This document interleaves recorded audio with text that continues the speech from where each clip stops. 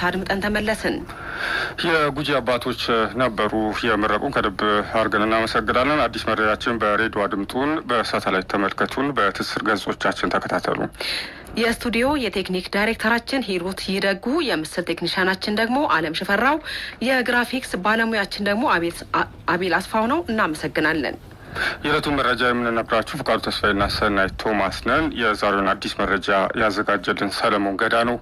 በዛሬው አዲስ መረጃችን ከምናስደምጣችሁ አበይት ጉዳዮች መካከል ዋና ዋናዎቹን እናስተዋውቃችሁ። ትርክት ማንነትን ለመቅረጽ፣ ሰዎችን ለማነሳሳት፣ ባህልን ለማሻገር እንዲሁም ውሳኔ ለመወሰን ጠቃሚ ነው። ከቅርብ ጊዜ ወዲህ የኢትዮጵያውያን ታላቁ የህዳሴ ግድብ ስኬታማ መጠናቀቅና በመላ ሀገሪቱ እየተካሄደ ያለው የድጋፍ ሰልፍ ለቀጣይ ሀገራዊ ትልሞች ትልቅ አበረታች ኃይል እንደሚሆን ይታመናል።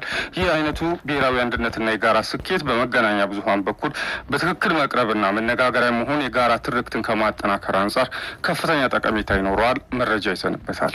ኢትዮጵያውያን በአድዋ የጠላትን ወረራ በማክሸፍ የነጻነት አርማቸውን እንዳስቀጠሉ ሁሉ በዘመነኛው የህዳሴ ግድብ ግን የድህነትን ሰንሰለት በመስበር የልማት አርማቸውን እያውለበለቡ ይገኛሉ። በኢትዮጵያውያን እናቶች ከመቀነታቸው ከተቆረጠ ወርቅና የህዝቡ የልግስና መዋጮ የተገነባው ግድቡ በውጭ እርዳታ ላይ ጥገኛ ያለመሆን ያሳየ የብሔራዊ ኩራት መገለጫ ነው።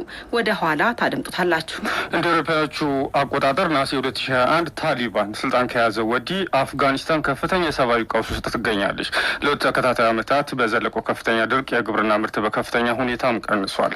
ከዚህ ጎን ለጎን ታሊባን ዓለም አቀፍ እውቅና ለማግኘት ጥረት እያደረገ ሲሆን ሩሲያ በአፍጋኒስታን ያለውን የታሊባን አስተዳደር ለመቀበል ቀዳሚያ ሆናለች። ይህ ሁኔታ አፍጋኒስታን የገጠማትን የሰብአዊና ኢኮኖሚያዊ ተግዳሮቶች ለመፍታት ምን ያህል ያግዛል? በትንታኔ ታደምጡታላችሁ። ስፖርት፣ አዲስ ቢዝነስ፣ ትራፊክ መረጃና የሙዚቃ ግብዣ በአዲስ መረጃችን የተካተቱ መሰናዶች ናቸው። በቅድሚያ አጫጭር ዜናዎችን እናስደምጣችኋለን። ፍቃዱ ዜናዎችን ያስደምጠናል።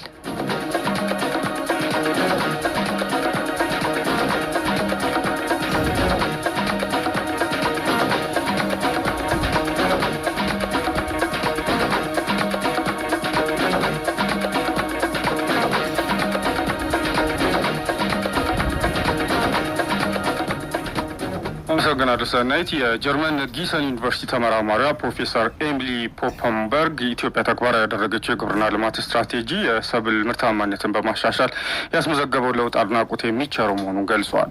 ፕሮፌሰር ፖፐንግ ከኢዚያ ጋር ባደረጉ ቆይታ እንደገለጹት የኢትዮጵያ ግብርና ስትራቴጂዎች ምርትና ምርታማነትን ለማሳደግ ትልቅ አቅም ፈጥሯል። በተለይ ባለፉት 5 ዓመታት በምስራቅ አፍሪካ የሚገኙ 5 ሀገራት ላይ በተተገበረው መግፋትና መሳብ ወይንም ደግሞ ፑሽ ፑል ፕሮጀክት ላይ መሳተፋቸው